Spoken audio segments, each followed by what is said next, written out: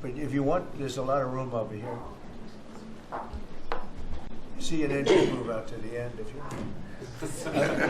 Way out to the left. To the left. To the left. Are you able to get them all in the room? Are they in? Yes, sir. Are you okay? Thank you very much. We've had a tremendous 6 months, and we've had a tremendous 2 weeks, which now is, I guess, 3 weeks.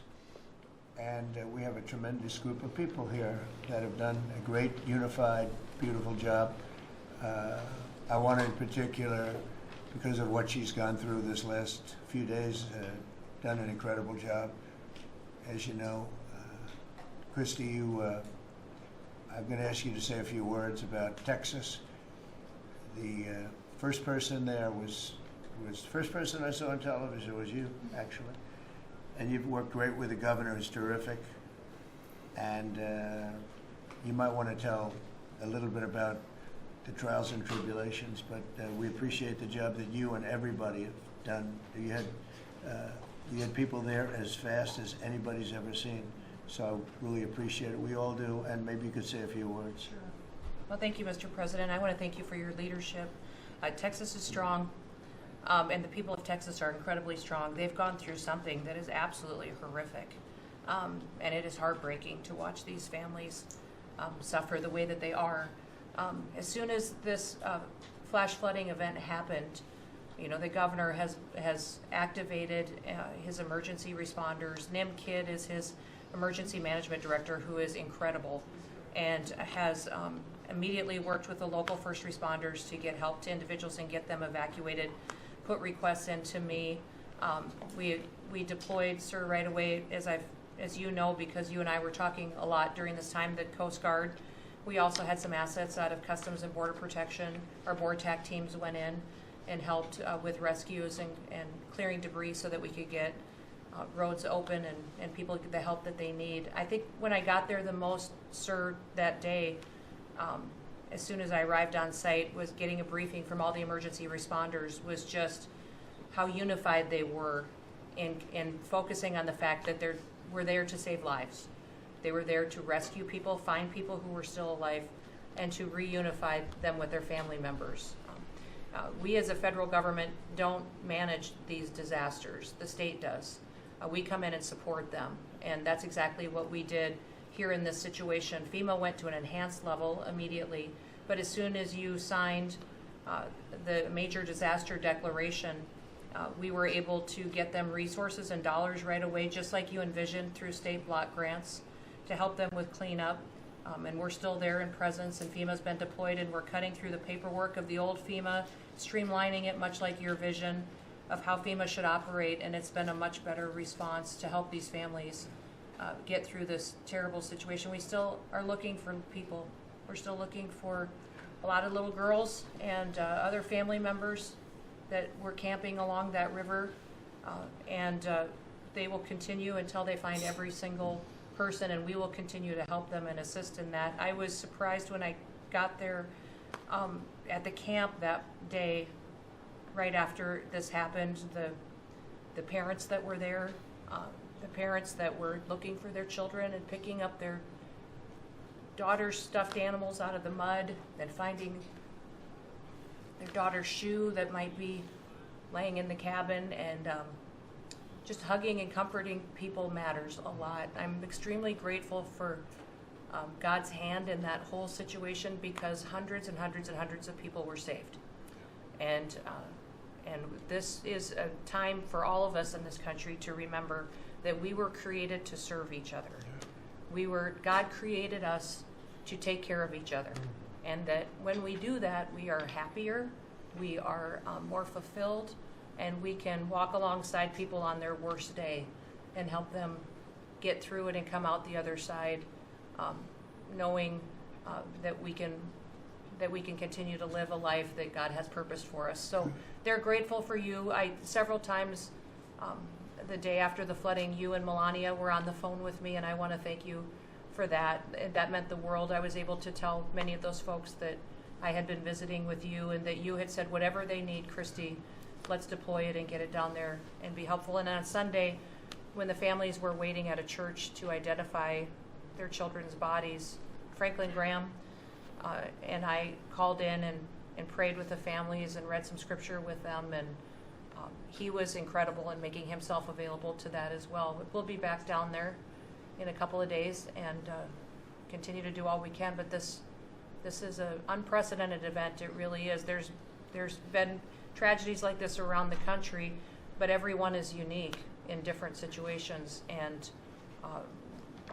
the response the federal government had supporting the state through this, I'm proud of the people that stepped up and immediately came. The Coast Guard, when they came in, they had a difficult time even getting the aircraft in and landed. They had to try several times in the weather to get it in and deploy, and I think we've heard about, our one Coast Guard member that was responsible for saving over 165 people, but that entire crew did incredible work. And all the first responders there did incredible work. And I know people are getting tired now, but they're getting reinforcements and volunteers are showing up. And I just want to commend the governor and his team for being the leaders.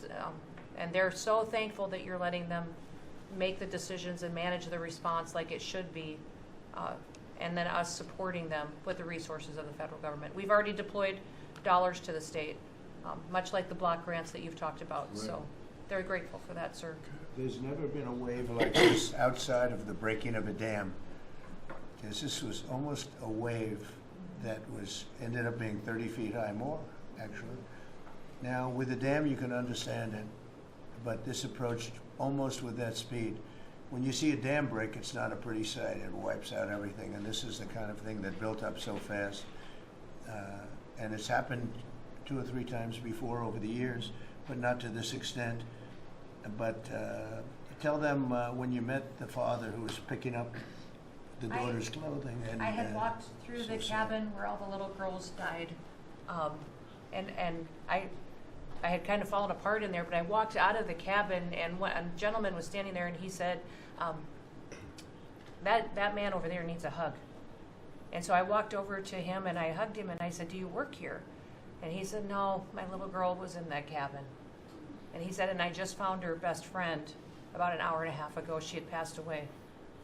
And he just fell apart. And so then we just hugged and talked for probably an hour about that. But then there was the grandpa was there looking for his granddaughter as well. There was a dad there of one of the counselors. The counselor was alive, but she was dealing with the fact that she had hung on to some of these girls and was trying to keep them out of the floodwaters, and had gotten hit by something and had lost 2 of the girls and wasn't able to hang on to them, and was going to live the rest of her life thinking about that moment when she wasn't able to hang on to these girls. But these parents were picking up their kids' belongings out of the mud and throughout the camp and putting them in bags. And then one of the dads said, I knew 50 of these girls here. So I knew that was her dress, and my daughter's friend's dress. So he was picking it up and putting it in a bag to return to her parents. And so it was and then the director was there comforting everybody who had lost his father the night before too, and he was still there trying to facilitate all of these parents grieving their children and find them. So the strength of people is incredible. One of the things that I asked there that day was that they all have escorts or counselors when parents come in. So from that point, that when they came into the camp, that they have somebody with them when they're going and looking for their children's belongings or looking for their children. And so very emotional, but also just so tragic. The relationship with Texas and the governor has been obviously very good for years with me, but the relationship with Texas and their first responders and us with our first responders and lots of other people, and we brought in a lot of helicopters from all over, and we had a lot of helicopters. It was actually dangerous, a lot of helicopters up there, but they were real pros, and they were responsible for pulling out a lot of people, and we got them there fast, and Texas had some good ones too, but the response has been incredible, and the fact that we got along so well, I don't know. I don't even think that's a political thing. but we got along so well, and it was so unified. I think a lot of lives have been saved. That could have been as bad as it was, and you could have lost double or triple. This thing was just really horrible. Well, congratulations on a great job, and I appreciate it. I know you're going down. I'll be going down on Friday with First Lady. We'll be taking a trip, and we don't want to get in anyone's way because that's what happens. The president goes, and everyone's around focused on. I don't want anyone to focus on us, but it's possible they could have somebody saved still. There's a lot of areas. It's a big area, and it's probably unlikely at this point, but there could be. They're thinking there could be the possibility, but what a tragic situation. A good job, and we'll see you on Friday, and we'll finish out the day here. I think you've been reading a lot about, it's a terrible topic when you talk about financial after this, but we have a big country and we've been doing very well. The tariffs, as you know, are starting to come in at record levels. Tremendous amounts of money are coming in to our country. We never did that before. We're not used to it. We only have tariffs going out. We only adhered to the rules of other nations who charged us tremendous tariffs because we were led by stupid people or people without any business sense. And I'd like to ask Scott, you could maybe talk a little bit about how well we're doing with regard to the money coming in. And the big money will start coming in on August 1st. I think it was made clear today by the letters that were sent out yesterday and today. Go ahead, please. Yes, sir. We will have taken in about $100 billion in tariff income thus far this year, and that's with the tariffs, the major tariffs not having started till the second quarter. So we could expect that could be well over $300 billion by the end of the year. We don't agree with CBO scoring, but for those who do, the CBO scored tariff income over the next 10 years at $2.8 trillion, which we think is probably low. And sir, under your leadership, we're witnessing. And they gave us no credit during this last little, the great, big, beautiful bill. I always use the word great. I add that to it because it really is what it is. It's never been anything like it, actually. And I want to thank all the Republicans that voted for it. And I want to, scold the Democrats because they're voting for tax cuts. They're voting for no tax on tips, no tax on Social Security, no tax on overtime, and many, many other things far more important than that. Great health care, and frankly, every Democrat should lose their election because it was purely political to vote. They were told not to vote for it. So think of it: we got 218 to 2, and then with the Senate we had 50 to 3. Democrats didn't vote at all. Not one positive vote. With all of the good things in there, economic development money, tremendous border money. Now you're loaded up on the border, and I don't think we're going to need so much of it because we had zero come in last month, so I'm not sure how much of it we want to spend. You may think about that. You may actually think about saving a lot of money because the wall's been largely built, and it obviously worked. But you may want to think about that. But so. I think it's incredible when I watch the Democrats, and they have standard lines like they had Russia, Russia, Russia. They had the laptop from hell. It all came from Russia. They make things up and they go with it, and they feed it to you people in many cases. And they said, "Here's our line," and I hear the new line is death. Oh, it's death. Everyone's going to die. There's nothing to do with death. In fact, we're saving our country. Death is from allowing 25 million people into our country, of which 3 or 4 are stone-cold, hard criminals. 11,888 are murderers, many of them committing more than one murder. That's death, and the Democrats did that. Joe Biden did that by allowing people to come in here, just totally unchecked, unvetted, open borders, open borders. The whole world was dumped into our country, from prisons, from gangs, from mental institutions. We have many people walking the streets, walking in areas that we don't know anything about, that came out of insane asylums. They released their the insane asylum population into our country, and it's amazing the job that you and Tom Homan are doing, by the way, on that. but we have to get them out, and we have no choice. We have to get them out, and we are getting them out. And so, Pete, you want to tell them about our great military and how well we did with respect to the bombers and the B-2? We had the pilots here 2 days ago, and they were incredible people. Go ahead. Yes, sir. Truly a historic mission, and demonstrated the skill and courage of the United States military. From those B-2 pilots and families that we had a chance to meet, sir, to the fighter pilots, to the refuelers, to the maintainers, to the air defenders who defended the base. What was demonstrated on the world stage was American military might and capability. And it wasn't just Fordo and Esfahan and Natanz that took notice in Iran.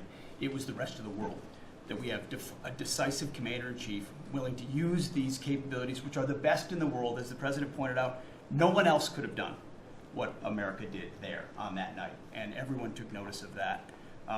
With the One Big Beautiful Bill, sir, we've got $150 billion additional to invest in Golden Dome and all the other weapons systems and stockpiles and shipbuilding priorities of yours. Another month, another historic recruiting bump. It's not just the Army and the Marine Corps anymore, it's the Navy, the Air Force, and the Space Force, all historically ahead of where they've ever been. So historic spirit inside the military. We had a chance to be at NATO, Marco and I, and see how the world responds to us saying it's time for you to shoulder the burden and take the lead for your continent. It only happens with President Trump leading. And we're proud to be a part of what's going on at the border, sir, with now a fourth national defense area where we're helping get to that number 0 and securing the border. But that mission, Operation Midnight Hammer, re-established deterrence. It reversed what happened in Afghanistan. You saw the debacle of what Biden allowed to happen in Afghanistan and what that did to our image. President Trump said, with Operation Midnight Hammer, we're reestablishing American leadership and deterrence, and we're proud to be a part of it, sir. And our so-called enemies were watching. They watched every minute of it. They watched. There was very few people that weren't watching, actually, but they watched every minute. It was a perfect military performance, the likes of which we haven't seen in a long time. I mean, if you compare that to the same country, the hostages from years ago, Jimmy Carter, it was unfortunate for Jimmy Carter. He was a nice man, but with the helicopters going down, the sandstorms, the prisoners, they got captured, then the election and the prisoners and Reagan and all the problems. It was nothing but problems. And that was a failure. And ours was not only the pilots. I mean, those machines flew for 37 straight hours. They didn't stop. They went skedaddle. You know the word skedaddle? It means skedaddle. They dropped the bombs, and somebody said, skedaddle. Let's get the hell out of here. And every bomb hit its mark and hit it incredibly. And as you know, the Atomic Energy Commission said it's gone. That place is gone. We had a lot of fake reporting, mostly from CNN, where the scammer writer, a writer for CNN, who should be fired, by the way, she was involved with the 51 fake intelligence agents, if you remember that. She did that story, created a story out of it. She created a story out of the laptop from hell, saying it came from Russia, but it actually came from Hunter Biden's bedroom, or worse. Just a scammer, and she's still at CNN, which is pretty amazing. But we'll ask you a question about her. But they came up with this concept that maybe the attack wasn't that good.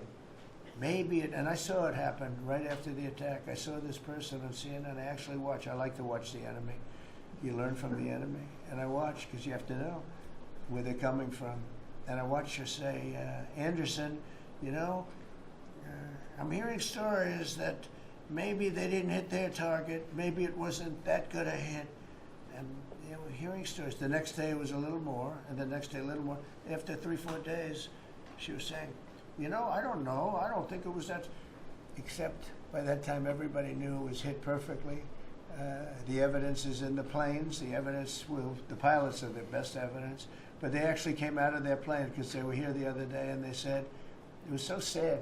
We did such a good job. We flew into very dangerous airspace. I'll never forget, we were in the Situation Room, and they said they have entered Iranian airspace, and everyone took a deep breath because they had more missiles pointed at them, but the equipment is so good, it's stealth, way up in the air, and it was stealth, and they went right through that, and they sort of, by the time they found out they were there, they were already gone, That was the word skedaddle, get the hell out of here. But they were right in the most dangerous airspace in the world, and they took those big, beautiful, very fast. They're unbelievable planes. I mean, they become really beautiful works of art. I always thought they sort of were cool, but now they look better than just cool, don't they, huh? But they dropped the loads, and literally they would hit, if you look at this table, from here to there, they had a half a refrigerator door is the way to best explain it. Take a refrigerator door, average size, cut it in half. That was their target. They hit every single one. Then we had 30 missiles, Tomahawk, shot from submarines 300 miles away. Every one of them hit their target. It was a perfect mission. Then they came back, almost 37 hours. Every plane worked perfectly. The mechanics were here too. I said, you got to get the mechanics here. We didn't have any problems. If you remember, they had a lot of problems with the helicopters, but they did fly through a dust storm, which they shouldn't have done. Sometimes you say, let's go back and try it on a nicer day. Dust and sand don't work well with helicopters if you know much about helicopters, but that was a horrible embarrassment to us. Then we had Afghanistan, which I think was the most embarrassing moment in the history of our country, and we would have gotten out. I was the one that got them down. I would have kept Bagram, the big air base, which right now is controlled by China, one among the most powerful runways in the world, thick with concrete and steel.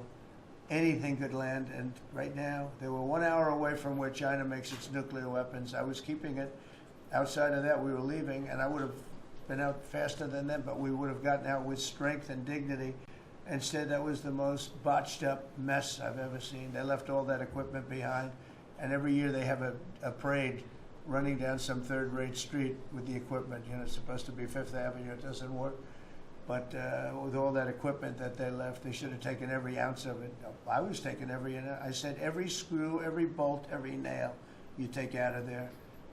And Millie said, I remember one time, sir, we're better off leaving the equipment. Why? Well, it's cheaper. I said, cheaper? You mean it's cheaper to leave a $150 million airplane rather than flying it into Pakistan or India or someplace, or just flying it straight home? It's cheap. Yes, sir. That's when I knew he was an idiot. Didn't take long to figure that one out. But they left all that equipment, but they left their dignity behind. It was the most embarrassing moment, in my opinion, in the history of our country. Not that we got out. We should have not been there. But that we got out the way we got out, with great embarrassment and death. You had 13 young people. I've gotten to know their families very well. But you had hundreds of people killed that nobody talks about. Yet the other side, many people were killed. Many people are walking around with no legs, no arms from that whole thing. They left from the wrong airport. They should have left from Bagram, because Bagram was a big base with hundreds of miles of fencing and territory around it. Nobody would be able to get near it. And they left. So, we've done a great job, and I think people are really starting to see it. They're starting to appreciate it. Pete's done fantastically. That mission was a work of art. And I have spoken to some of our perceived, I don't know if they're enemies, but they're perceived as being potential enemies. And they essentially said the same thing. Very impressive. There wasn't a thing that we didn't lose an engine. We didn't lose it. They landed and they were cheered.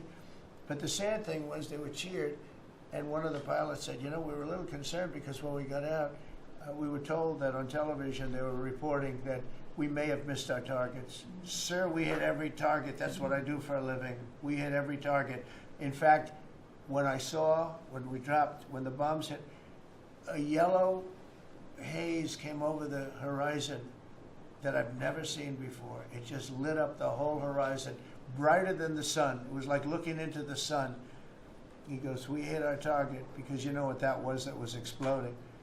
And but they were a little downbeat because they listened to that fake CNN reporting and the fake New York Times. They worked together to try and say that it wasn't perfect. They couldn't say they missed. All they could say is, maybe it wasn't perfect. And you ought to fire that reporter immediately. You should fire her. Real fake. And so I just want to congratulate those pilots. And, a lot of people don't like bringing things like that up. I do. I always like confronting, because otherwise the public doesn't know that you're a bunch of crooked people. But they know, they've learned. and the media has to straighten out their act. You know, the media's down to 17% approval. You got to do a little better than that. It's important for the country that you do better. I think they ought to make a lot of changes. I think changes are going to be made to the media, but it's hard to have a really successful country if you have a corrupt media, and we really have a corrupt media. And nobody really knows why. I mean, why would you want to have open borders and criminals pouring into our country? Why would you want to have men playing in women's sports, transgender for everyone? You know, you'll have to figure that out.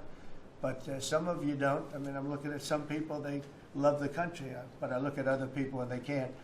But we were really proud of our military. It was, and the people that maybe don't like us or want to play games with us, because I think that had you not had the situation in Afghanistan, I don't think Putin would have gone in. I think when Putin looked at how stupid and incompetent that operation was, he said, wow, this might be a chance. And we're dealing with him now too. We're not happy with Putin. I'm not happy with Putin. I can tell you that much right now, because he's killing a lot of people. And a lot of them are his soldiers and their soldiers, mostly. And it's now up to 7,000 a week. And I'm not happy with Putin. Okay, any questions? Yes. Yes, sir. You just said you're not happy with Vladimir Putin. Is there anything that you plan to do to act on that feeling of unhappiness? I wouldn't be telling you. Don't we want to have a little surprise? You know, one of the things we did with the attack is that, and you asked that question, I didn't mean to be rude, but I'm in a rude because I'm looking at some of these crooked people up here, so I'm rude, but your question was asked very nicely. But one of the things we did is we went over every fact. We wanted to get every fact straight. We wanted to have the distance straight, the number of pilots straight. Everything had to be correct, because we want to be, this was a very important mission. If we failed on this mission, it was beyond the war that, you know, obviously we had with Iran and Israel, and a lot of hatred, a lot of years and years of hatred, centuries of hatred. People have never seen anything like it. So we wanted to be correct with all our facts. So, you know, what I was doing is just asking, it would be great if the media would be correct with their facts. That's all we ask for. So, hey, go ahead. So finish it up. Oh, yes. Just sort of turning back to Russia, if there's anything that you would signal about your displeasure with them. Well, look, I'm very unhappy with them. There's no reason for this. It's turned out to be tougher, but it's only tougher. And I will say the Ukrainians were brave, but we gave them the best equipment ever made. We gave them the anti-tank busters that knocked out tanks. I mean, you just aim them in the direction of the tank and the tank is gone. We gave them missiles, the latest and the greatest. They were able to shoot down a lot of things that would have normally wiped out. You know, probably would have been a very quick war. It would have been a war that lasted 3-4 days, but they had the benefit of unbelievable equipment. And Europe gave them too. We gave them far more because Biden shouldn't have done that. He should have equalized. And we should have given him the same, or we should have given actually less than Europe. It affects Europe much more than us, but we're in there for over $300 billion. Europe's in there for over $100 billion, but still, Europe gave a lot. And I will say this, the Ukrainians, whether you think it's unfair that we gave all that money or not, they were very brave because somebody had to operate that stuff. And a lot of people I know wouldn't be operating it. They wouldn't have the courage to do it. So they fought very bravely. But we gave them the best equipment in the world. We make the best military equipment by far. There's nobody close. You look at other equipment from other countries, it's not even close. That's why everybody wants to buy our equipment. And that's why we're going to step up these contractors now that make it, and they're brilliant, but they make it too slowly. And we have to step them up, Pete, and let them make it at a much higher rate. Unfortunately, we have to do that. But if you look at our Patriots, if you look at our Tomahawks, if you look at our, well, what we do with tanks is, you wouldn't want to be driving a tank. You would feel nice and secure, but they are javelins, they're called. And I gave them the javelins. Remember they said Trump gave the javelins and Obama gave them sheets, right? They called Obama at that time, Barack Hussein Obama, if you haven't heard. did a terrible job. But that was a war that should have never happened, and a lot of people are dying, and it should end. And I don't know, we get a lot of bullshit thrown at us by Putin. For you want to know the truth, he's very nice all the time, but it turns out to be meaningless. Do you want to sanction him? Lindsey Graham has a sanctions bill on Russia. Do you want him to? I'm looking at it. Yeah, no, I'm looking. The Senate is passing and passed a very, very tough sanctions bill. Yeah, I'm looking at Can it. you sign that? It's an optional bill. It's totally at my option. They passed it totally at my option, and to terminate totally at my option. And I'm looking at it very strongly. Yesterday you said you want to see more Go ahead, weapons. please. The Council of Economic Advisors released a new report saying that imported goods have actually decreased in price from December. I know, it's not through an March. issue. Well, my question is, With Fed the chairman- tariffs. Well, the Fed chairman keeps saying that tariffs are going to cause price increases. Are we the prices just not Chairman passed of the through Fed? yet? Yes, exactly. Well, Are the you prices- do a better job than him. Thank you. Are the prices just not passed through yet? No, I think what's happening is everything's evening out. You know, when we charge, see what people don't understand, the other countries have been charged, almost every country charges us tariffs. We had deficits with everybody for years, for decades. And we were like this big monolith that made bad deals with everybody. We rebuilt South Korea, we stayed there. It's okay, we rebuilt it, and we stayed there.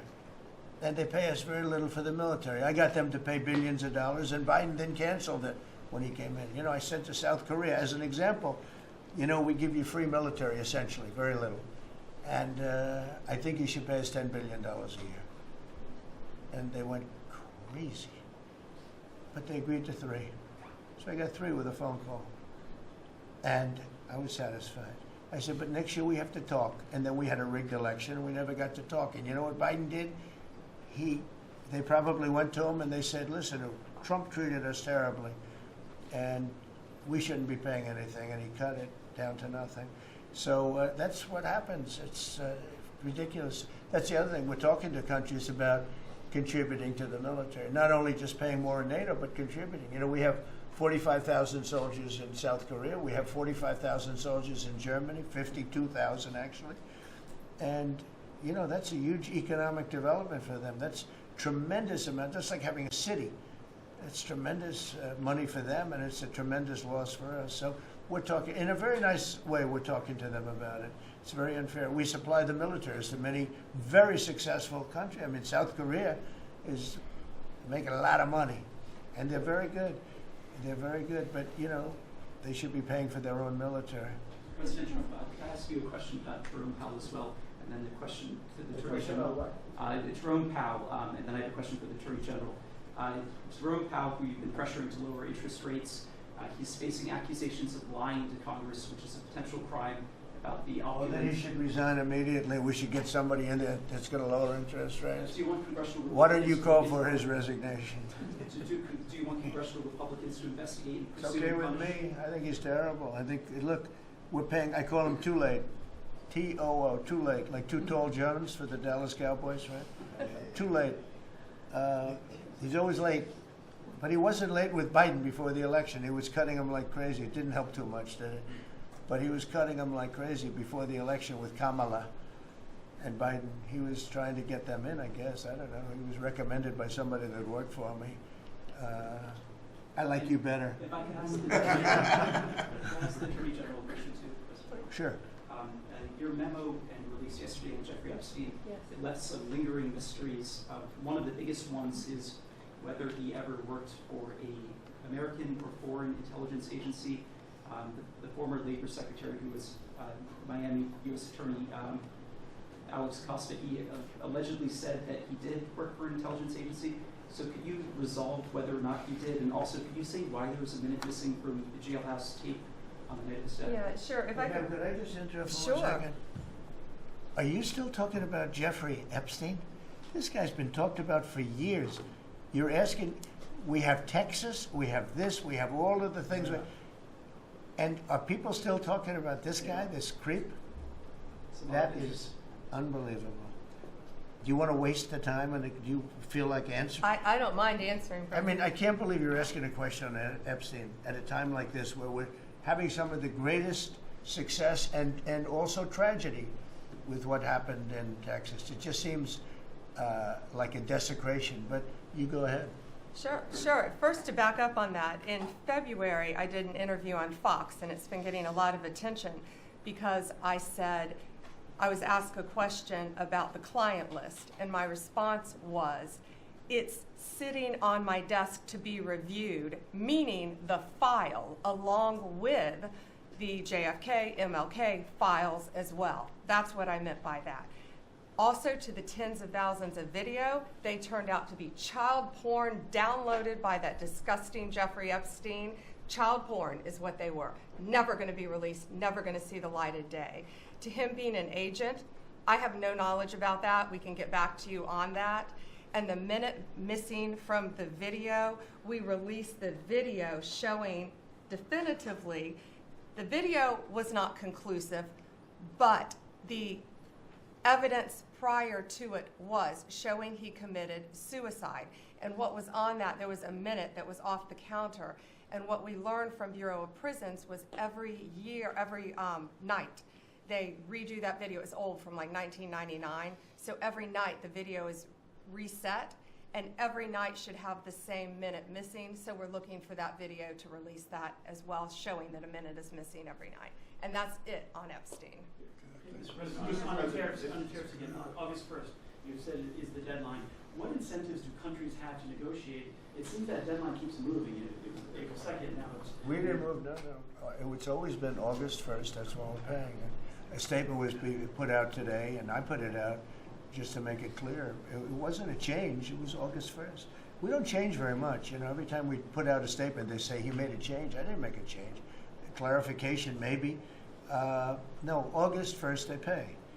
And everybody pays, everybody has to pay, and the incentive is that they have the right to deal in the United States. If they don't want to, they don't have to pay, and they don't have to deal here. But if they want to buy and make a lot of money and sell in the United States, they have to do that. You know, if you go back and look at some of the good presidents, our country was the wealthiest, proportionately the wealthiest, from 1870 to 1913. It was an all-tariff country. We didn't have income tax. That came in in 1913. We had tariffs. And we had so much money we didn't know what to do with it. We had, we had a couple of presidents that were very, very strong. McKinley, I guess more than anybody, but he was the tariff king, but he was very, very strong. It's sort of sad. He made a fortune for this country, became very rich, and then Teddy Roosevelt went out and vice president, and he spent the money. And they said Roosevelt was a great president. And let's say he was a great president, but the money was paid by McKinley with tariffs. Tariffs are charged by other countries at levels that are ridiculous. And you know, I call those other countries to say, and every one of them is willing to give us everything now, by the way, just so you know. Sir, we'll charge you no tariffs, nothing. We'll give you everything. We'll give you access to our markets. We'll give you everything. Is that a correct statement, Scott? Yes, sir. Howard, would you say that's a correct statement? Exactly correct. It's like they just don't, because they're very spoiled, because for years they ripped us off and we didn't have a president that understood it, or Secretary of Treasury or Secretary of a lot of different secretaries are involved, but certainly Commerce Secretary was, you know, not doing their job. I don't know about Kelly, she's small business. We'll keep it that way, okay? Her small business is bigger than almost all big businesses when you add it all up. But no, they are very respectful of our country. But the incentive is that they have the right to do business with us. Without that, they don't have the right to do business. And that will be okay, too. And with the next flurry of deals, Yeah, go ahead. in the next 24 hours, will we hear a flurry of deals? Yeah, we have a lot of them going out. But the deals are mostly my deal to them. We're picking a number that's low. We don't want to hurt them, and fair. We're picking a number that's lower than, in most cases, lower than what they charged us. But it's amazing when you've paid all this money for years and they get one president that's a little bit different and a little tougher on this subject, and they're willing to drop everything they've been charging us for years and years. I mean, we have countries going, we will have you don't have to pay any tariff to come in and do business. They're giving us total access to their countries. They gave us no access to the country. They say, well, you cannot go into our country. Okay, good. Now it's, we will give you total access and you don't have to pay any tariffs. But please don't charge us tariffs. And we don't like that deal. So the letters I send out are, we have made some deals. We can make a lot more deals. It's just too time consuming. It just makes it more complicated. And we can do things over the years too. You know, we're not hard line. But it's about time the United States of America started collecting money from countries that were ripping us off and laughing behind our back at how stupid we were. Okay? Thank you. Mr. President, Yellow, in the yellow. On the tariff issue, so you've talked about India coming, but then a couple days ago you issued a new tariff threat to members of the BRICS countries for if they aligned with anti-American policies. 10% charge. That would be India, Brazil. That's Russia, right. They have to pay South Africa. 10% if they're in BRICS. Because Right. BRICS was set up to hurt us. BRICS was set up to degenerate our dollar and take our dollar as the standard, take it off as the standard. And that's okay if they want to play that game, but I can play that game too. So anybody that's in BRICS is getting a 10% charge. Is that immediate, sir, or is Yeah, that pretty soon. if they engage in some behavior? Well, if they're a member of BRICS, they're going to have to pay 10% tariff just for that one thing. And they won't be a member long. I thought BRICS was, you know, I said this about a year ago, and it largely broke up. But, you know, there are a couple that hang around, but I thought it largely broke up. BRICS is not, in my opinion, not a serious threat. But what they're trying to do is destroy the dollar so that another country can take over and be the standard. And we're not going to lose the standard at any time. If you have a smart president, you will never lose the standard. If you have a stupid president like the last one, you would lose the standard. You wouldn't have the dollar as you. And if we lost the world standard dollar, that would be like losing a war, a major world war. We would not be the same country any longer. We're not going to let that happen. The dollar, you ever hear the expression, dollar is king? The dollar is king. We're going to keep it that way, okay? And I'm just saying, if people want to challenge it, they can, but they're going to have to pay a big price. And I don't think any of them are willing to pay that price. Thank you, Mr. President. Are you optimistic about reaching the tariff deal with the European Union soon? Well, the European Union has been speaking to us, Ursula and the whole group, and they've been very nice. They treated us very badly until recently. Now they're treating us very nicely. It's like a different world, actually. They've treated us very badly. They were among the toughest to deal with. Actually, in many respects, they were much worse than China. Look at what they do to our companies. They sue Apple. They sue Google. $17 billion they got from Apple on a lawsuit that they didn't have a case. They have, you know, judges that are European Union judges. And they ruled, they take so much money away from our country in terms of that, in terms of other things that they do. They're very tough. But now they're being very nice to us, and we'll see what happens. We're probably 2 days off from sending them a letter. We are talking to them. I just want you to know, a letter means a deal. You know, a lot of people said, we got 200 countries. We can't meet with 200 countries. We have a few trusted people that know what they're doing, that are doing a good job, but you can't do it. You have to do it in a more general way, but it's a very good way. It's a better way. It's a more powerful way. And we sent them a letter. You read the letter. I think it was well crafted. And mostly it's just a little number in there. You'll pay 25%, 35%. We have some at 60, 70. Those are ones with massive, you know, where we have massive trade deficits because they've treated us very badly. But I would say in every case, I'm treating them better than they treated us over the years. Don't you agree with that? I do. I could have done much. I could have been much harsher. I don't want to do that. We want to have relationships, but in every case, they treated us far worse than I'm treating them. I'm treating them very good. I could go higher with the tariffs, but I don't want to hurt them. That's why when you just read it, you come up with the number. It's so incredible that prices are actually going down. Just so you know, when I got in, everyone said, "Oh, eggs are going through the roof." That was the first. I was in for about 4 days, and they started screaming at me about eggs. They said, "That's Biden's problem." I didn't know about eggs, but eggs went up about 5 times. You did a fantastic job, and we ended up shortly getting. In fact, for Easter, they said, "Go out and buy plastic eggs. You can't use real eggs." Well, we bought 200,000 eggs for the White House for the Easter egg hunt that we have at the White House, and there were eggs. We had the price down, and now the price is lower than it was before. We did a good job with eggs, but we did a good job with groceries. Our prices are down in this country. A big part of it's oil. The oil, you had a couple of places last week, you had $1.99 for oil, for gasoline. Nobody thought they'd see that. I want to get it lower if I can, but we've done a good job. You've done a very good job. Do you want to say a couple of words about that, you and Chris, about what's happening with energy? Well, absolutely, but I would say on the pricing side, President Trump, the fact that you've endorsed and supported a policy of energy dominance, that sends a signal to the market that we're going to have more supply. You talked during the campaign about inflation being a country buster. You've broken in the back of inflation. In 6 months, among all the other things you've accomplished. We have no inflation. And we've got, and then heading into the 4th of July, these were the lowest gas prices at the pump in 4 years.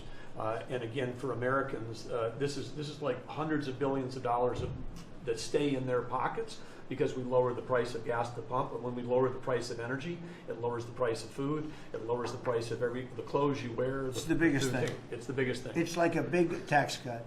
When you get energy down, every 50 cents is like a massive tax cut, and we've gotten it down much below that. You know, we had great energy, great low prices, everything else. When the election turned over, I'm trying to be nice about it.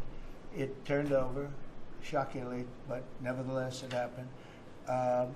Energy started going up, and it went up really bad, and then he went back to the Trump policy.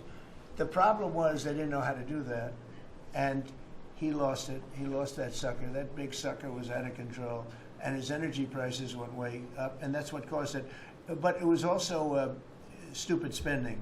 They spent money like, they used to use the term drunken sailors, but I won't use that term. Although it is very descriptive, I won't use that term. I refuse to use it. But they spent money at levels that nobody had ever seen before, and trillions and trillions of dollars wasted on the Green New Scam.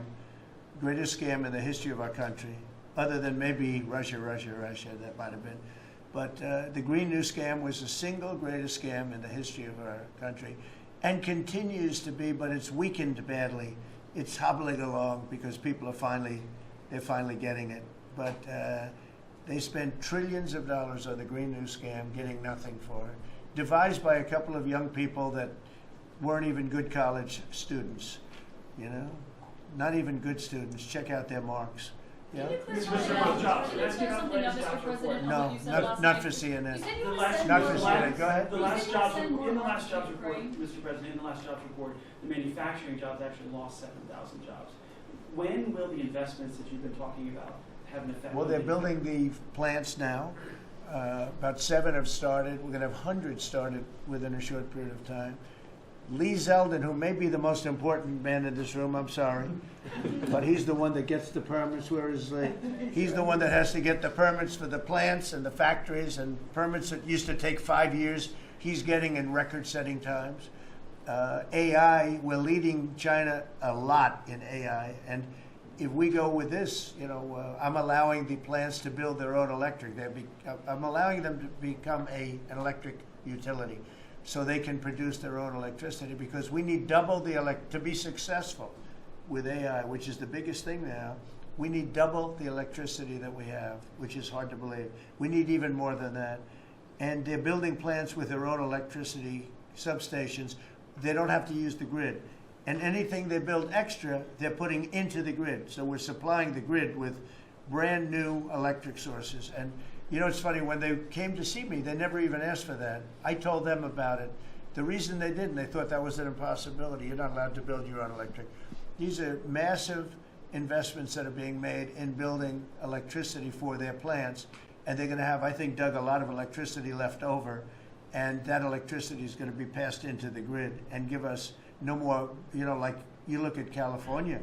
They have blackouts and brownouts every week. They're totally out of control. They have a really incompetent governor.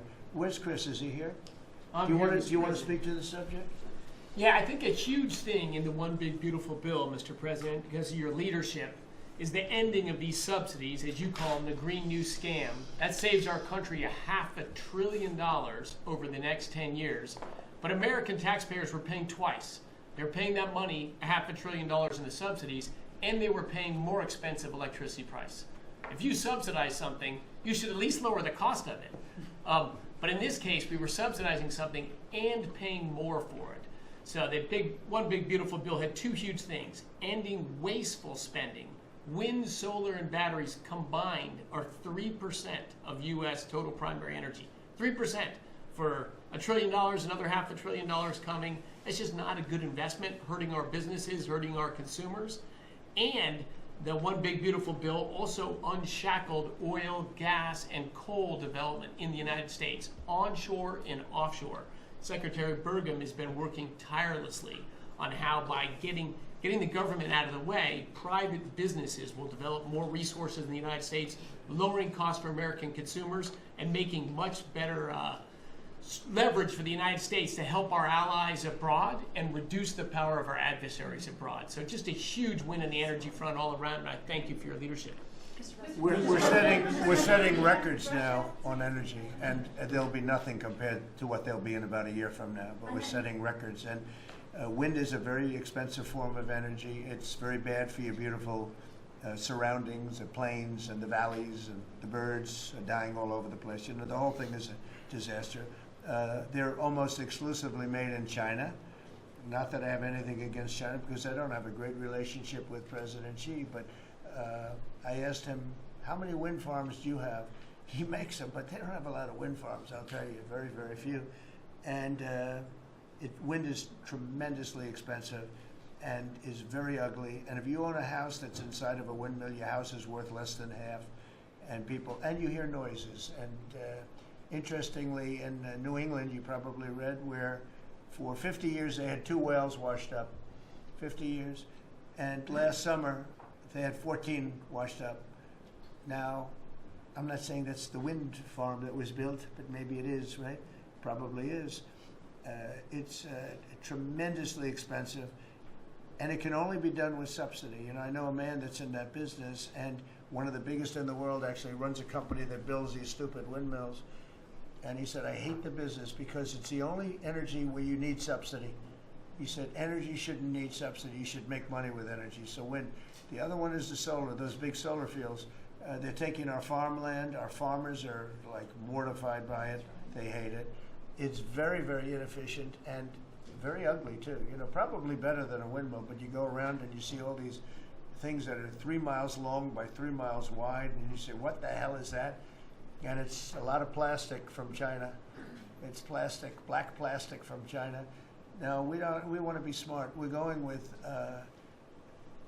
look, China right now is building 58 coal-fired plants, 58 big ones. They have 62 on the books to build. We've reintroduced clean, beautiful coal, because you know you can do a lot with coal now. Clean, beautiful coal, and natural gas, and all of the other things that we have. But we don't want wind, and we don't want solar, because they're a blight on our country. They hurt our country very badly, and smart countries don't use it. Solar sounds good, I will say, and I like, on occasion, you'll see a roof which is made out of solar brick, but it's a smaller use. We need the kind of thing that's going to fire up our plants, and it's not going to be wind, you know, that is very intermittent, as you probably know. But they've spent a fortune. They've spent trillions of dollars on this stuff, and I'll just give you one other story. A friend of mine is a very successful guy. He went back to see his mother in Minnesota. Hadn't seen her in a long time, and he wasn't back for 10 years, which isn't a nice story. I mean, you don't see your mother for 10 years. She's got some difficulties, which I know the guy. He does have some difficulties. He's very successful, but probably not the nicest person. It was actually longer than 10 years, but he went back and he told me he wanted to go and look at the valley. There's a valley in Minnesota that he thought was so beautiful. And I hadn't seen it in a long time. He's driving along the road. He said, oh my, I'll use the word gosh, oh my gosh. He said, oh. He said, it looked like a junkyard. You had 159 windmills. They were all over the place.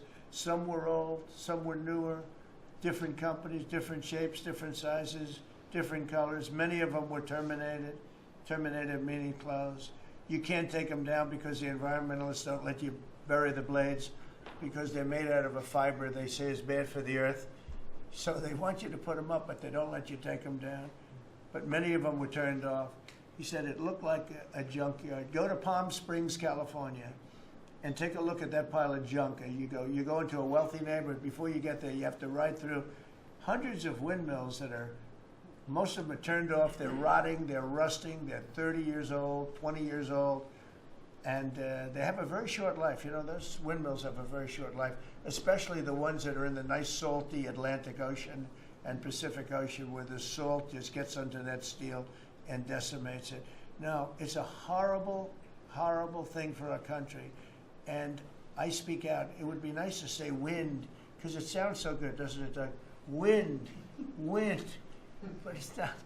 It's these ugly machines, and they're all made, you got to see, some are a little taller, a little shorter. They're made by different companies. They have different stocks. They have different blades. They have different everything. It is so horrible.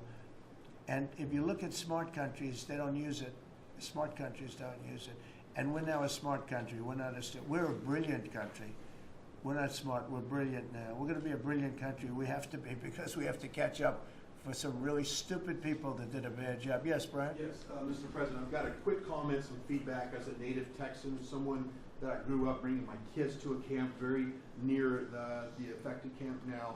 Thank you on behalf of Texas. I've gotten hundreds of messages that want to thank. If you're in the cabinet room, you can tell the president and his team on behalf of Texans, thank you so much for the quick response and the loving and the hugs. I saw that you gave. Two quick questions. I saw a Palestinian senator. His name is Schumer. He's a great Palestinian. No, he's a Palestinian. He's become a Palestinian. He's abandoned the Jews. But I saw him say, it's Trump's fault. Yeah, that's right. It's Trump's fault. He was actually, do you ever see John Lovett's The Liar? Where he goes, yeah, I went to Harvard. That's right. This was Schumer. He goes, yeah, it's Trump's fault. That's right, it's Trump. I actually saw that stupid guy try and blame it on me, and I said, man, that's a tough one to take. But his career is limited because I hear AOC is going to beat him, and she's no bargain either, by the way. Go ahead. Well, I'm just saying that's an example of an America First team effort to get this country back. So that's what America First looks like for the viewers watching us at home. My two questions. It looks like we have a rogue judge, an Obama-backed rogue judge that is attempting to block the funding to Planned Parenthood, which the big, beautiful bill cuts off the funding to Planned Parenthood. Any plans to challenge that? Okay. Absolutely. Yes, we're on it. We're on it. And I texted, I believe, I talked to yesterday Secretary Lutnick and Secretary Besson. I reached out to you to let you know that we were on it in the big, beautiful bill. Wonderful. And then I let her handle that question. Did you notice? I said, go ahead, handle that question. We'll toss it to her. Then my second question was Secretary Rollins. You did an amazing press conference today in front of the Department of Agriculture. You talked about the Farm Act and the need to get China out of our country, owning farmland. For the viewers at home that might have missed that, can you recap what that means to national security to make sure we can grow our own food? Well, thank you, Brian. Sir, if you don't mind. Yes, this morning Secretary Hegseth, Secretary Noem, and Attorney General Bondi and I had a press conference at the USDA. I just happened to have a chart in case it came up, but obviously the Chinese owning of farmland in our country is a massive national security issue. And for the media, you can see the yellow is where all of the farms have been purchased over the last number of years. And the red is around all of the military bases where that farmland has been purchased. So this is a massive national security issue. The press conference this morning included 3 of our greatest governors as well, Sarah Sanders from Arkansas, Jim Pillen from Nebraska, and Bill Lee from Tennessee. The states have begun taking a leadership role to ban the purchasing of China farmland. Obviously, Congress needs to step up and catch up, and we're going to be working alongside of them as well. We had some of our members, great members of Congress there, but it is time. And I think that this morning was symbolic of many things. The first of this administration working every day to effectuate President Trump's leadership and unequivocal support of America First. But second, just how close we are as a cabinet. I don't know in any other administration that you'd have 4 cabinet members at the USDA on a Tuesday morning when it's about 110 degrees outside with the sun beating down on us talking about, sir, your vision. So I think it was a great day. It was just the start. There's an executive order coming and some other things coming behind that. But protecting America's farms isn't just about protecting our farmers. It's also about national security. So that's what we discussed this morning. I do want to say that I think we have had a really good relationship with China lately, and we're getting along with them very well. They've been very fair on our trade deal, honestly, and I hope we're going to have a great relationship. It's a big, strong, powerful country. We're more powerful than they are. We have much better military equipment than they do, but we are getting along with them very well. I'm getting along with President Xi very well. We speak often. And with all of that being said, and I understand what you're saying, but I think we're getting along with China very well. Mr. President, you have sent more weapons to Ukraine, as you said last night. Last week, the Pentagon paused some shipments of weapons to Ukraine. Did you approve of that pause? We wanted to put defensive weapons because Putin is not, he's not treating human beings right. He's killing too many people. So we're sending some defensive weapons to Ukraine, and I've approved that. So who ordered the pause last week? I don't know. Why don't you tell me? I think that's a question. Go ahead. Mr. Yeah. President, on immigration, the Secretary of Agriculture did say this morning that undocumented workers would not be covered by any amnesty from working on farms. You had said maybe that the ISA folks won't go after those folks on farms. So which is it? There's no amnesty. What we're doing is we're getting rid of criminals, but we are doing a work program. Do you want to explain that, please? Yeah, this morning we talked about, of course, this was a top of mind question. This morning we talked about protecting the farmers and the farmland, but obviously this president's vision of no amnesty, mass deportation continues, but in a strategic way, and then ensuring that our farmers have the labor that they need. Secretary Chavez-DeRimmer has been a leader on this. Obviously, this comes out of the Labor Department, but moving toward automation, ensuring that our farmers have that workforce, and moving toward an American workforce. So all of the above. We've got to give the farmers the people they need, but we're not talking amnesty. Laura, do you want to say something about that? Thank you, Mr. President. On this, thank you, Secretary Rollins, how important this is never to displace the American worker.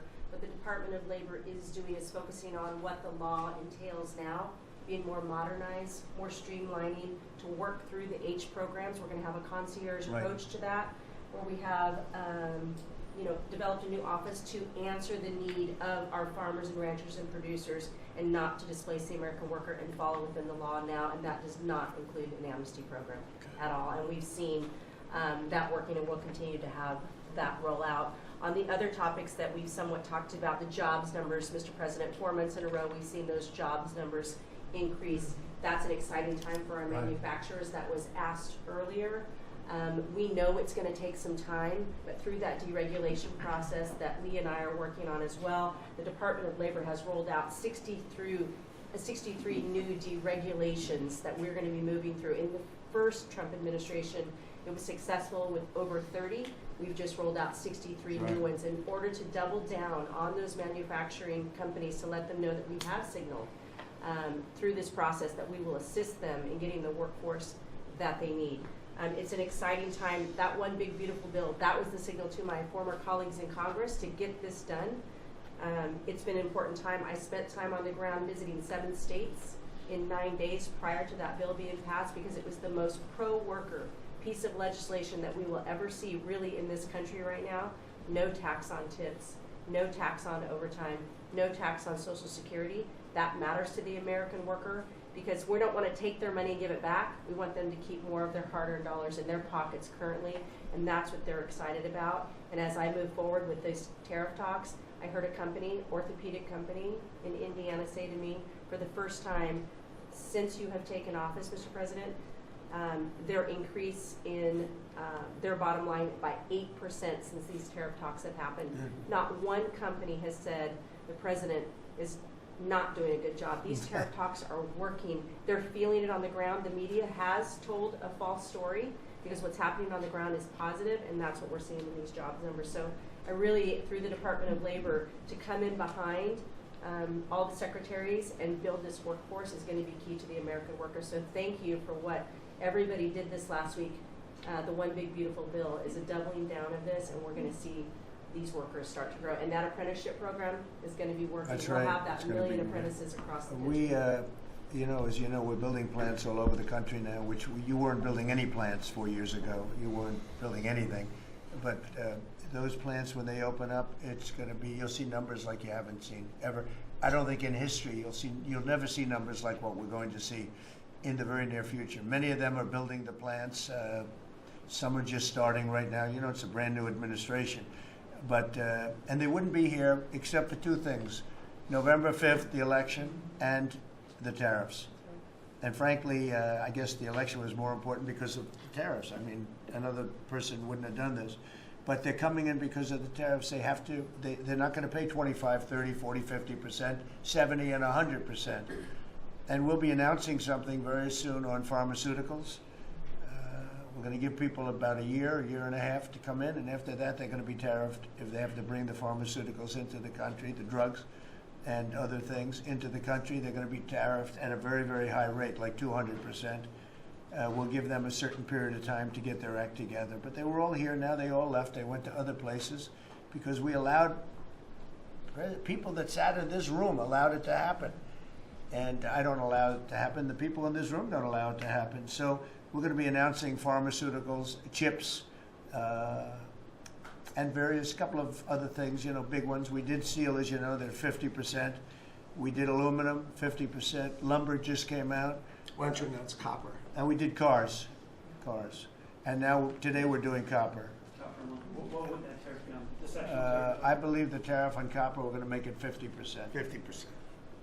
Any breakthroughs on See, I'm Gaza? glad he didn't question it, because Any I sort of just thought, what would that be?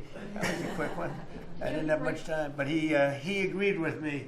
That's why he's Howard. Any breakthroughs on Gaza with the Prime Minister, and there's reports that you're meeting with Netanyahu again tonight? Is that Yeah, I correct? am. He's going to come over again tonight. We're talking about Gaza, mostly Gaza right now.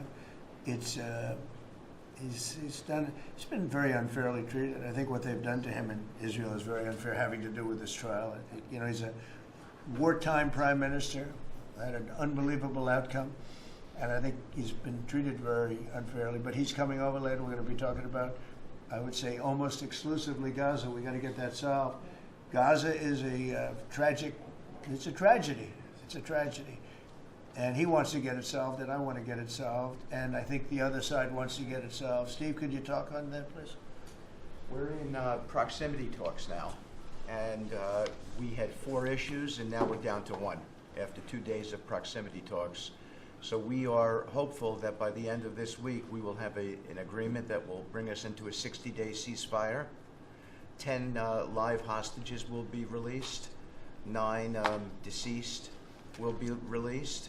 We're meeting at the President's direction with all the hostage families to let them know, and we think that this will lead to a lasting peace in Gaza. And you're doing a good job. It's a tough one. It's a tough one. A lot of hate, you know. It's called long-term hate, but we think we're going to have it solved pretty soon, hopefully with a real solution, a solution that's going to be holding up.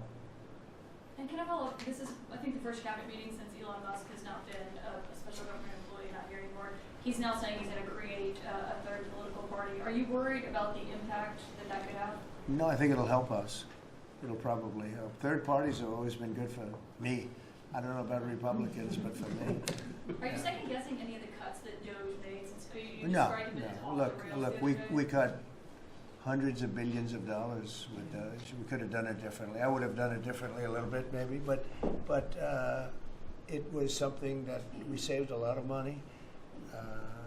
You can always second guess. I guess some of the people in this room maybe would have done it slightly differently, and some would have done it exactly the way it was done.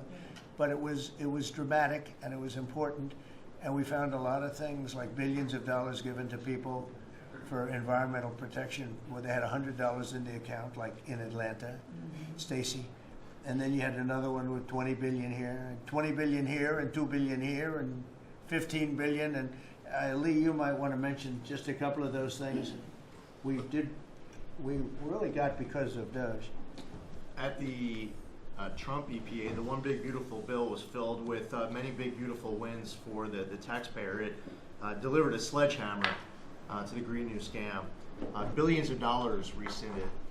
So it's a big deal for the American taxpayer who sees money go through pass-throughs that are filled with self-dealing and conflicts of interest.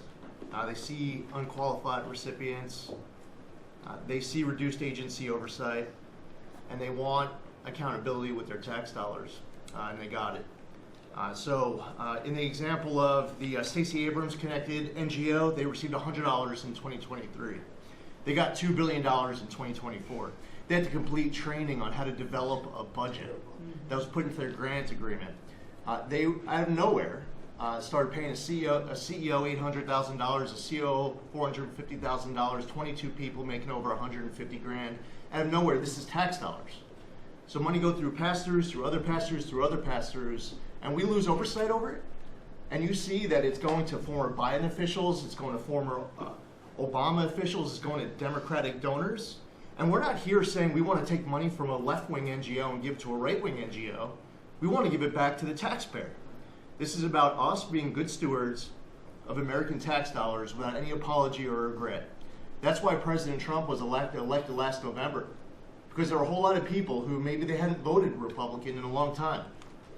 Maybe they didn't even vote for President Trump the first time around in 2016, but they're regretting that vote from 2016 and they were making it right in 2024. So the One Big Beautiful Bill gave us the tools to rescind billions of dollars more. We're seeing hundreds of thousands of dollars that'll get wasted per electric vehicle as an example of this money that was going through it. They gave $50 million to a group called Climate Justice Alliance. They say that climate justice runs through a free Palestine. The Biden EPA gave $50 million to a group that says the climate justice runs through a free Palestine. We say that if you're going to spend $1 in the name of remediating an environmental issue, then spend the dollar on remediating an environmental issue. We say that we can protect the environment and grow the economy. We want to help grow more baseload power in this country. So why is it that it took this long for this team to get assembled, to be able to fix the mess that we inherited? But gosh, we love showing up at our jobs every single day, first thing in the morning, because all day long we get things done for the American taxpayer. And Congress did its part last week by passing One Big Beautiful Bill to deliver this accountability and to cut off the Green New scam. So maybe it's a bad day for Stacey Abrams. Maybe it's a bad day for all those well-connected Democrats getting paid off. But you know what? God bless America. Because at the end of the day, President Trump is here, J.D. Vance is here, and the greatest cabinet ever assembled to deliver that much-needed and highly demanded accountability.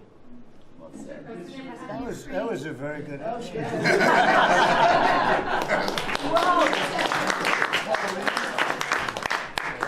And that's from the heart. That's from the heart. The Ukrainians have asked the International Court to go after Russia for using toxic chemicals in the fight. Germany and the Netherlands have had intelligence saying that. What does U.S. intelligence believe, and what do you believe about the use of chemical weapons? And would you agree that that's a case for the court? Well, I'd ask John maybe to discuss it if you'd like, John. Well, Mr. President, obviously chemical weapons, if it's documented in its use, it's illegal. It's against all international laws of armed conflict and treaties. And obviously I can't share in this room with this audience the intelligence that I can share with you privately, but obviously you're not going to stand or allow for any violations of international law by anyone. That's right. Thank you.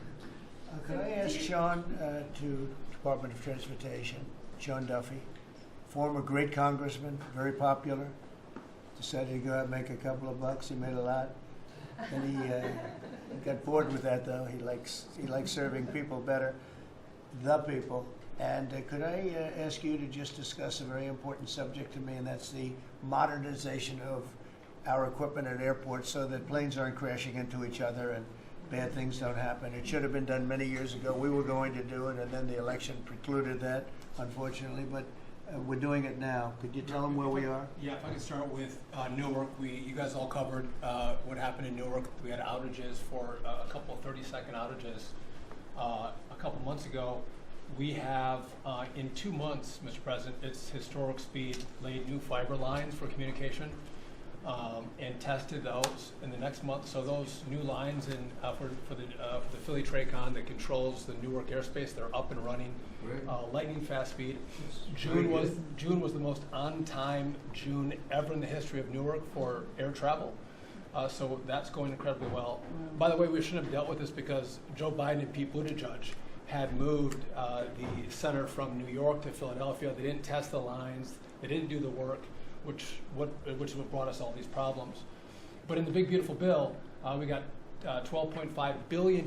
This is a historic investment in air traffic control. And so what the money is going to allow us to do is move from copper to fiber all over the country. So new copper lines. We think we can do that in 1.5 to 2 years. We have radar that dates back to the 1950s, some of it from the 60s and 70s. We get brand new radar across the country as well. We have some infrastructure money to build TRACONs and centers, the en route centers that control the traffic across the country. So this is a massive new start to rebuild air traffic control. And again, this is dilapidated. Americans think that their government takes care of them and makes the investments that are necessary to make the country work. And for 30, 40 years, the investments weren't made. And so under your leadership and direction, we are making those investments. And per your direction, right now we are interviewing what we could call a general contractor or an integrator. One company to manage. It's a massive project. The FAA is not qualified to manage this kind of a project. So we are now going through the process of finding who that one company will be to manage the whole project. We'll interview those companies together and make that selection. So we'll write one big beautiful check to one beautiful company that'll be responsible for this whole build. But if I just make one last point, this is not enough money. We're going to need more. But this is a massive new start. The biggest investment. We'll need some more money on top of it, but a great start from the big beautiful. It's a starter. The starter. It's very important to us. And just to cover that, there have been accidents, and my pilots, I would often hear them say, "Oh, good," and they would use a different system, a different country to land in New York. They'd use the radar and other things from a different country. I said, "What's that?" He said, "Oh, our system is so bad." And I knew that. We were all set to start, and Buttigieg came in, and what they did was so crazy because they hooked copper into fiber, into steel, they had all different systems. They had hundreds and hundreds of contractors, different contractors for different airports. They spent billions of dollars, and they made the system worse because you can't hook copper into fiber. It doesn't work that way. You just can't do it. It's not doable, but they tried to do it. Didn't work out too well. And in the end, it was just a complete disaster. We want to have one great company. Now, Raytheon's going to bid, IBM's going to bid. We have 5 or 6 bidders that really are good and do this stuff. And we want one, because I know about overruns. I look at the railroad out in California, headed up by one of the worst governors in our country, who I used to get along with actually, but he's just, when you lose 25,000 houses and you would have had your cities burned down. If we didn't step in, Los Angeles would have been burned to the ground. But you look at that, and I said, I really know how to build. And you got to have one guy, one contractor, one great one, whether it's IBM or Raytheon is good, but you have 4 or 5 that are really, really great, and they're all bidding against each other. But you don't want to have one doing the wire and one doing the digging and one doing the demolition and then they're all saying they all blame each other because they're saying they were late and therefore you have to pay me millions of dollars more money. I know the system so well, and we're going to have a great company do the whole thing. We're going to get a fantastic price. Maybe we'll get them. They're very big and very strong, and maybe we'll get them to make a contribution toward getting it done at the right price. But we're going to have a great system. When we finish, we will have the best system on earth, done by one of the 2 or 3 best companies. There are only a few companies can do this. This is not. But if you would have seen what this other group did, they were going crazy. They had, I heard 3,000 contractors And then when it all came together, guess what? It didn't work. It's a disaster. So we're going to have in a pretty short period of time, it's going to take us about 2 years to build it, and we'll have a contract given out probably over the next couple of months. We have some great bidders, some great companies that want to do the job. You're going to have great air traffic control. Can I just make one last point of this? So the last administration signed a contract with an American company to fix the copper to fiber, and that contract was a 15-year contract. The system is failing today, but that's how idiotic and incompetent the last administration was. And under your leadership, we're saying, listen, we don't have time. We don't have 15 years. We don't have 5 years. We have to do it right now. And so the president always talks about on time and on budget. We have embraced that. We are going to be on time and on budget. And by the way, you mentioned a train out in California. Stay tuned for probably give us 5 days and you'll have an answer on what's going to happen with the $4 billion that we potentially have invested on a train that's going to go nowhere. It's going to be $120 billion that'll never connect San Francisco to LA. Again, the last administration wasted so much money on projects that never work. If you're going to have high-speed rail, you're going to invest billions, we should actually have high-speed rail in America, not boondoggles that fund political friends and allies and family They have members. from San Francisco, inside of San Francisco to inside of Los Angeles. Should have never been built because airplanes do it better. And you could drive it. You could drive it. No problem with driving it. The roads aren't even crowded. So they were going to do this, somebody's idea. Somebody got paid off a lot of money and they started it. It was going to cost a very small amount of money. And it ended up costing literally hundreds of times what the original. And now what they did is they said, well, going into the city is too big a deal. So we'll leave it 25 miles short of the city. So now they're leaving it. They're not going to finish it, really. It's not the same project. So now they're leaving it outside of San Francisco and outside, short of each. They just want to get it done, and I've never seen cost overruns. You know, if you have a cost overrun of 10%, you should be ashamed of yourself. 20%, you should not do any more jobs. This is a cost overrun of 2,000%, something like that. It's unlimited, and it's not finished. And maybe it will never get finished. And I told Sean, look at it from every standpoint, but we don't want to, you know, we have federal money going into that, and it's like throwing it out the window. So whatever you can do to stop it. $15 billion and not one track has been laid. $15 billion and we're 16 years into the project, not one track. Mr. President, Mr. President, on New York, you're the most prominent Republican in the country from the city. What do you want to anywhere else? I don't want to be a wise guy. Perhaps I can. Maybe Marco. But how do you want Republican voters in the city to vote in the upcoming mayoral election? Should they vote for Eric Adams? Should they vote for Sliwa? Should they pick someone else? Look, number one, you have a communist running, and you shouldn't vote for him. He's a disaster. He's leading. He's got the Democrat nomination because that shows you where the Democrats have gone. He actually wants to take over the grocery stores of John Catsimatidis, who's a great guy, a rich guy, grocer, does a good job, wants to take over. He actually called me the other day. He's concerned his stores are going to be taken from him, and they won't be run like John runs them. Believe me, he runs a good operation. But he actually said he wants to run his own grocery stores. No, this is a man who's not very capable, in my opinion, other than he's got a good line of bullshit, and he's convinced them to go with him. Now, as you know, Cuomo, who does have capability, is running, but he got knocked out, and now they're running as, you have Eric Adams, the current mayor, you have Cuomo, and you have Curtis Sliwa. And Curtis runs every 4 years. He seems to be a fixture on the running scale. But you know, it's I'm not getting involved. But I can tell you this: I used to say we will not ever be a socialist country, right? Well, I'll say it again: we're not going to have. If a communist gets elected to run New York, it can never be the same. But we have tremendous power at the White House to run places when we have to. We could run D.C. I mean, we're looking at D.C. We don't want crime in D.C. We want the city to run well. Susie Wiles is working very closely with the mayor, and they're doing all right. I mean, in the sense that we would run it so good, it would be run so proper, we'd get the best person to run it. The crime would be down to a minimal, would be much less. And, you know, we're thinking about doing it, to be honest with you. We want a capital that's run flawlessly, and it wouldn't be hard for us to do it. And we've had a good relationship with the mayor, and we're testing it to see if it works. But New York City will run properly. We're going to bring New York back.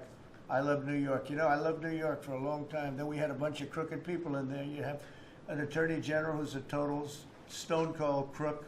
New York State, Letitia James, a total crook. All they do is want to go after political opponents. They do what's ever expeditious for them. She's the one that took out Cuomo because she wanted to run for governor, and then she ended up getting 1% of the vote. She polled at 1%. She dropped out, went back to attorney general. You have a lot of crooked things going on in New York. We're going to straighten out New York. Maybe we're going to have to straighten it out from Washington. But when I see a communist who has actually gotten a Democrat, pretty much gotten the Democrat nomination, they also went to that new form of voting, which is a beauty. You go in there in third place, you come out in first. That's that form of voting that they have gone to. You know what I'm talking about. It's not too good. We're going to do something for New York. I can't tell you what yet, but we're going to make New York great again also. We're going to make it great again with the country. What we've done in this country in the last 6 months, nobody has ever seen it. And I told the story, the King of Saudi Arabia, I was over there. They gave us $5.1 trillion between Saudi Arabia and UAE, Qatar. 3 stops, $5.1 trillion coming into our country as an investment, biggest investment ever made. And it's all going to good stuff. I mean, all real, big, good stuff. Energy projects, big, big things. But they all 3 told me essentially the same thing. We thought your country was dead, and now you've got the hottest country in the world. We're right now riding the hottest country. We all, and you can all be proud of it. We're in the hottest country. This is the hottest country in the world. There's nobody close. Made hotter by some great pilots and great machines that nobody else has. Those great, big, beautiful machines, they rode those machines right into the toughest territory. And nobody knew what the hell happened. And then they hit their targets perfectly, and it was complete and total obliteration. And that's why that war ended, Steve. They told me that's why the war ended. The war ended when they saw that, it was over. And we're very proud of it. But we have the hottest country in the world right now from a country that was close to dead. And if I didn't win, if you would have had the other person win, we all know who she is. Whether it was she or Biden, they're the same. He may have been more competent than her, and that's hard to believe, right? But if you had that ideology in, I don't believe you would have had a country anymore. I think you would have had a country that was broken up. But we had a dead country. Now we have the hottest country in the world, and everybody knows it, and everybody said it. Mr. Vice President, do you have anything to say? Well, thank you, Mr. President. I just want to say that I'm very proud of the whole team. I think everybody has worked together. You see Pete and Marco and Steve working on some of the diplomacy, Christy and Pam working on the border. We just have a really, really solid team, and we've done a lot of good work. And in particular, I want to congratulate the White House staff led by the President on getting the One Big Beautiful Bill passed. Yeah. I was personally skeptical, sir. I never told you this, but I was skeptical we'd be able to get that thing done by July 4th. We did it because we worked together and we worked very well. So it's an honor to be a part of it, but I'm really proud of you guys for doing a great job. The beautiful thing about it, it had something for everyone. That's right. Most people said it had to be broken into 7 bills. It's so big. The problem was that some of those 7 have nothing for anyone, but they had to be done for the country. You know, sometimes you have to do things for the country that aren't necessarily popular. We had a couple of them, and that wouldn't have worked. So the One Big Beautiful Bill, many people said it could never be approved. Too big, too everything. There's too much. But it had something very big and very important for everyone, and it's great for the country. And remember, the Democrats have come up with a false narrative, you know, just whatever. It's just a line that they send to everybody and that they print. I think in the case of this, it's death, death. Everyone's going to die. I heard that. Everyone's going to, just the opposite. Everyone's going to live. What we're doing is saving our country and making it much bigger, better, and stronger than it ever was. I'd like to ask, Marco's been doing such a great job. Do you have anything to say? Well, it's just going through a list here, Mr. President, and I think the Vice President's pointed out to the great team you have, and all these achievements that have happened domestically.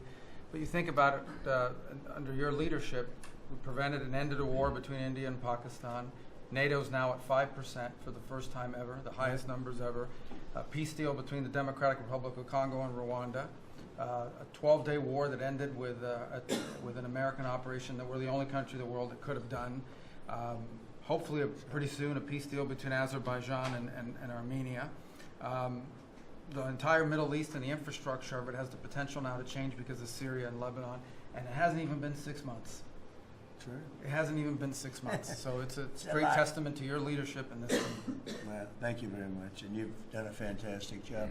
Could I just ask Linda, she's involved in so much, she's so talented and so good, and she's working on a couple of little things like Harvard, who was given $5.5 billion over a short period of time. We caught him on that one, that's crazy, but you're working on so much, you want to bring education back to the States. How are you doing? Well, absolutely, and thank you for the opportunity. I think on the big, beautiful bill, what we saw, with school choice, that's finally on a national basis at the state level, but there are opportunities now for scholarships more and more often for kids who are in family schools. It's going to be a big turnaround. I think one of the biggest accomplishments we had over the past week was the University of Pennsylvania with the Title IX ruling that Leah Thomas was stripped of her title. Riley Gaines and Paula Scanlon and other women who have stood, so strong against men and women's sports. And when you put out the executive order, that just solidified it and gave them the opportunity. So those are a couple of really, really big wins, and thank you for that opportunity. And how are you doing with Columbia and Harvard? We're negotiating hard. I think we're getting close to having that happen. It's not wrapped up as fast as I wanted to, but we're getting there. Okay, good. And you've done a fantastic job. Thank you very much. You've been a good team. Yep, you have a great team. Around this table, a lot of people help with that. That's right. Thank you very much. Maybe just in closing, we spent a lot of time, effort, very little money on this room. This is called the Cabinet Room. It's been here for a long time, and it had some pictures that were not many of them and not very good ones. And I actually spent time in the vaults. The vaults are where we have a lot of great pictures and artwork. And I picked it all myself. I'm very proud of it. That's Andrew Jackson, the great Andrew Jackson. That's a gentleman named, and we call him President Polk. He was sort of a real estate guy. He was, people don't realize he was he was a one-termer, but he was a very good president. But, and I'm not sure I should be doing this, he actually gave us the state of California. He was the one. He was the one that so I'm not sure. Maybe he won't be there for long. But if you notice, the frame is the exact same size almost as the other one is Andrew Jackson. So that was a part of the reason too, I have to be honest. But Polk was actually a very good president who's got the same frame that I needed, okay? And up here you have the original George Washington right behind the light. And then you have Dwight Eisenhower, who was a very underrated president, built the interstate system, and he was the toughest president, I guess, until we came along. But I don't mind giving up that crown, because I don't want to be too tough on it, but we want to be humane. But he was the toughest president on immigration. He was very strong at the borders, very, very strong. And sometimes you can be too strong. He was strong at the borders, and during a certain period of time, they were so strong that almost every farmer in California went bankrupt. And we have to remember that. We have to work together, and we have to remember that. But he was a very good president, and a very good general, and a very good president, and I thought he deserved a position somewhere on this floor. And then you have, this is very exciting to me, he was not a Republican, to put it mildly, but he was, he was a four-termer. He was Franklin Delano Roosevelt. And if you notice, there were a lot of ramps outside. We have ramp, people say it's an unusual place for a ramp. It was because of him. He was wheelchair bound. but he was an amazing man. It's an amazing portrait, and we used to have him in the room, a different portrait, and it was a terrible portrait. It was almost like it was done by a child. And I used to say, you know, I can't believe that he would have approved of that portrait of himself. And I was in the vaults and looking at things. I said, what's that? And we have some great curators here. We have 6 curators at the White House. They have 2 for paintings, they have them for furniture, they have them for different things. I guess cost is no object. Okay, cost is, maybe I'd have 1, but that's all right.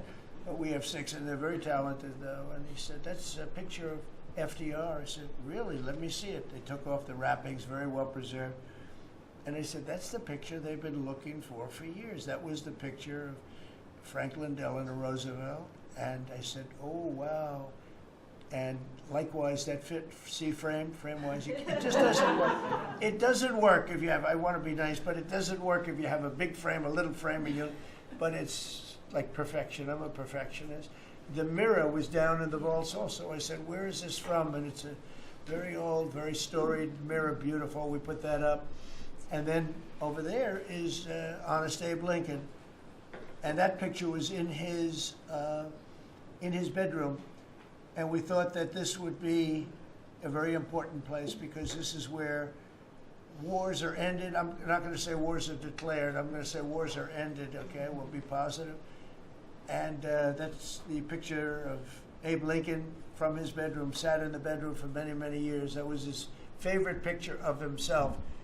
And the Lincoln bedroom is very famous. You remember when Bill Clinton had it and he rented it out to people. Okay. We don't do that. But it's an incredible room. And we took that picture from his bedroom. That's Abe Lincoln. And then over here you have John Adams, and it's they were the first occupants of the White House, 1800. And John Quincy Adams, Mrs. Adams, they were the first occupants. So we have them looking at each other, and in between their stare is Abraham Lincoln trying to make peace. And that picture was in a room that I have that was not important like the cabinet. I gave it up. I said, I have to give it up because that's one of the greatest pictures in the White House. The White House is tremendous art. And the Oval Office, when we're there, we'll go over that. That's really been something. Then we got the drapes, and we got the whole thing. We got new drapes. We got new, wasn't a big expense, very, very small. And we took some of the chinaware and silverware and trophyware, they call it, from the vaults, and we had it cleaned up. Hadn't been shined up in 100 years. Some of this has sat in the vaults for over 100 years. Amazing. Over 100 years. Many of the pictures that were put up in the Oval Office, as an example, those two as an example. So he was president. They moved in 1800, and he won the election, I believe, in November of 1800, John Quincy Adams. And we thought that would be, he was considered to be a good president, and he was the first occupant of the White House, so it sort of made sense. And I love the frame of those pictures. Look at those frames, you know? I'm a frame person. Sometimes I like frames more than I like the pictures. And we have the flags of the Marines, and Space Force now has its own flag. I'm very proud of Space Force, but the Army, Navy, Air Force, Marines, Space Force, the whole thing. And Coast Guard is right there. We never forget the Coast Guard. They do a great job. So we have the flags throughout the office. And it's really become quite a beautiful place. I don't want to tell this, Marco pointed it out. I was going to leave the clock. So as president, you have the power. If I go into the State Department or Department of Commerce or Treasury, if I see anything that I like, I'm allowed to take it. Do you believe this? So I'm in Marco's, I see this gorgeous clock, grandfather clock, and there it is. I said, Marco. He didn't know about it. I had to read him the rule and regulation. I said, Marco, I love this clock. Look at it. It's beautiful. He said, what clock? I said, the clock that's in the other room is incredible, and nobody gets to see it there. Marco, I tried to talk him into it first, and it sort of worked, and then I had to use a little more. I said, I'd love to take that clock out and put it in the cabinet room. He said, no, are you serious? I said, Marco, I have the right to do it, Marco. And he said, all right, what the hell? So that's his contribution to the Capitol room. But it's, by the way, it's an incredible clock. And, you know, it's an important room. So you may see it again. Maybe we'll move it back sometime. Anyway, so that's pretty much it. But it really is great. Here we put out, you know, these lamps have been very important, actually, whether people love them or not. But if you see pictures like Pearl Harbor and Tora Tora Tora, you see movies about the White House and where wars are being discussed. Oftentimes they'll show those lamps or something like those lamps, something that looks like them, probably not the reals, because I don't think they were allowed to. This is a very important room. This is a sacred room. And I don't think they made movies from here. You never know what they do. But they were missing medallions. See the medallions on top? They had a chain going into the ceiling. And I said, you can't do that. You have to have a medallion. They said, what's a medallion? I said, I'll show you. And we got some beautiful medallions. And you see them. They were put up there. It makes the lamps look better. So we did these changes. And, you know, when you think of it, the cost was almost nothing. We also painted the room a nice color, beige color. And it's been really something. The only question is, will I gold leaf the corners? You could maybe tell me my cabinet could take a vote. You see the top line moldings, and the only question is, do you gold leaf it? Because you can't paint it. If you paint it, it won't look good because they've never found a paint that looks like gold. You see that in the Oval Office. They've tried for years and years. Somebody could become very wealthy, but they've never found a paint that looks like gold. So painting it is easy, but it won't look right. And the question is whether or not we should gold leaf it. Linda, do you have an opinion? I gold leaf it. You like it the way? No, I gold leaf it. You'd gold leaf it? Yeah. Who would gold leaf it? Could I raise you? How about, would you gold leaf it? I was going to ask about McKinley, one of your favorite presidents. Well, McKinley was a great president who never got credit. In fact, they changed the name of Mount McKinley, and I changed it back because he should have been, the people of Ohio he was the governor of Ohio. The people of Ohio were very happy when I did that, I heard. They were very insulted. They took the name of Mount McKinley off. That was done by Obama a little while ago, and I had to change it back. I changed it back. He actually was a great president. He was a president, he was the tariff, the most, I guess, since me. I think I'm going to outdo him, but he was a tariff president. He believed that other countries should pay for the privilege of coming into our country and taking our jobs and taking our treasure. That's the way he explained it. They took our jobs and they took our treasure, and for that they should pay. And he made them pay, and he built a tremendous fortune. In fact, in 1887, they had the Great Tariff Committee was set up in 1887 because our country had so much money, we didn't know what to do with it. And they set up a committee of, as they called them, elites, a term that we have to change because I think a lot of the people that are elites aren't elite. I think the people that aren't elite are elite, so we're going to have to maybe switch that around somehow. But they had a committee that was set up to spend the money because it was such a large amount of money. At that time, it was nobody had seen anything like it. And it all came in from tariffs. And people didn't pay tax. There was no income tax system. I told you that came back in 1913. That came back and lived well for a while. And then you had the Great Depression.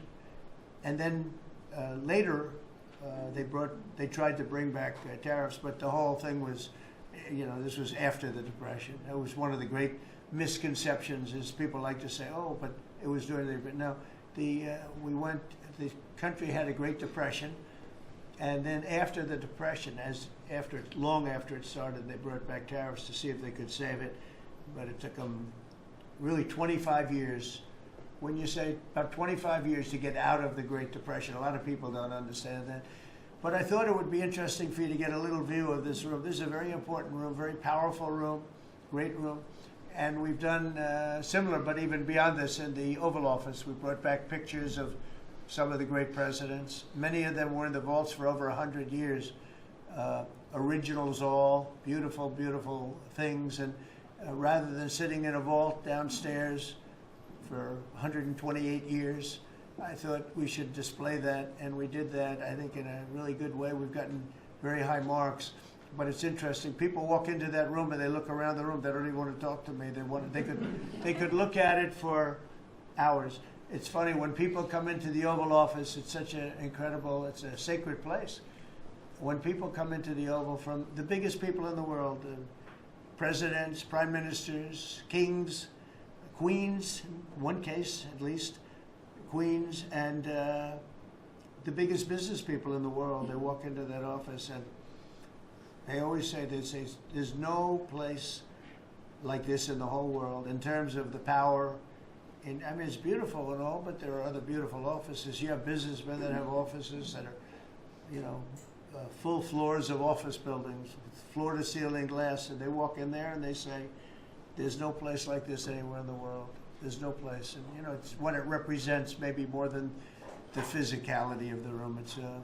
So it's an honor to have you all, media. It's an honor to have you. I just want to say we have a fantastic cabinet. Every one of them is a star in my book. And if they're not, I'll let you know about it.